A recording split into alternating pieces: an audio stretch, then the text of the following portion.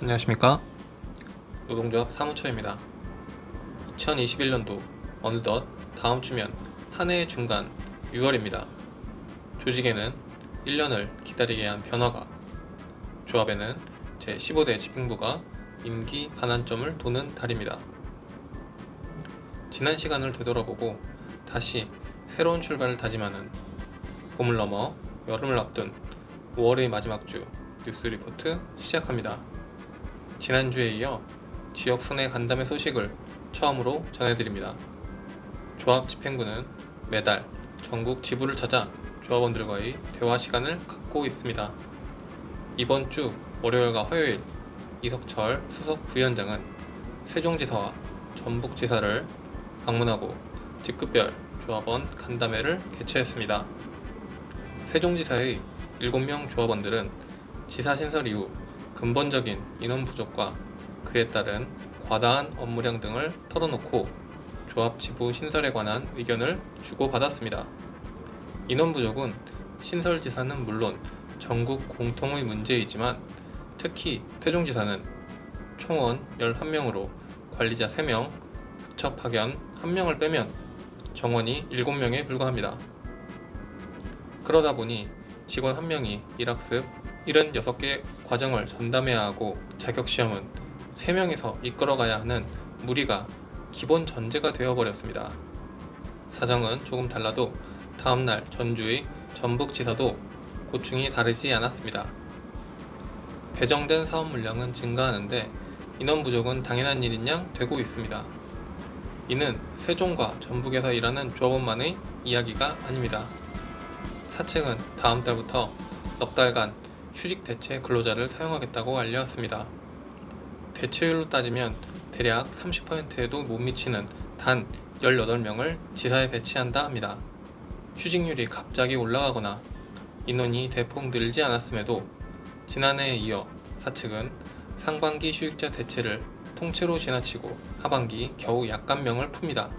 정원 미달은 신입 채용으로 채워준다 합니다. 지난해 들어온 일반직 직원 70명 중 7명이 이미 공단을 떠났습니다. 지난 3년간 공단을 스스로 그만둔 이가 100명이 넘습니다. 물론 일각의 의견처럼 경영과 개인의 관점에서 자연스러운 것일 수 있습니다. 조합은 개인과 학문의 거창한 관점이 아닌 근로 환경에 대해 말할 뿐입니다. 10명이 할 일을 8명이 하라고 하면 8명이 7명, 6명이 되는 건 자연스러운 일입니다. 다양한 숫자로 조합원들은 조직에게 신호를 보내고 있습니다. 사측이 이런 신호를 대수롭지 않게 넘기지 않기를 바랍니다.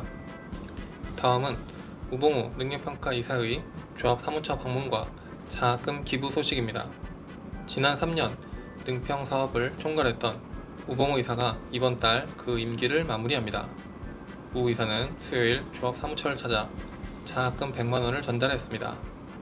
우여곡절은 있었지만 휴일 검정 업무를 근로로 인정한 공단 역사상 전환점에 책임있는 경영진으로 또 따뜻한 마무리와 함께 후배들 기억에 남을 것입니다. 새로운 능력평가 이사에는 김혜경 서울지역 본부장이 선임됐습니다. 먼저 공단 선배로 상임이사로 자리하게 된 점 축하드립니다. 하지만 능력평가 사업의 현 상황은 여유 부릴 새가 없습니다. 주말을 잊고 사는 자격시험부 소속 직원에게 워라벨은 다른 세상 이야기입니다. 분명 토일, 양일 시행은 없겠다고 했지만 지켜지지 않는 것도 다반사입니다. 지난해 그만둔 신입 직원 7명 중 5명은 자격시험부 소속이었습니다. 공단 뿌리 사업임에도 힘들어하는 능력평가 사업의 어려움을 풀어줄 보강과 소속 직원들이 사기를 올려줄 명쾌하고 합리적인 실천력을 기대합니다. 알려진 바로는 여성 상임이사로 공단 최초가 된 점 역시 축하할 일입니다. 조합 역시 여성이 절반을 넘어가기에 앞으로 여성 관리자가 계속 늘어갈 것입니다. 당연한 시대 변화와 현실을 마주하는 공단의 준비는 미흡해 보입니다. 순환 전보용 사택이 단 한 채라서 여성이 애초에 들어가지 못한 경우가 많습니다. 사택 문제는 이 같은 문제의 극히 일부분에 불과합니다. 높아지는 기준과 감수성에 맞춰 공단 역시 변화해야 할 것입니다. 이번 주 소식은 여기까지입니다. 다음 주는 조합 상집이 워크숍이 예정되어 있고 다음 달 8일 2분기 노사협의회가 열릴 예정입니다. 조합원님들의 많은 관심과 의견 부탁드립니다. 다음 주 다시 인사드리겠습니다. 감사합니다.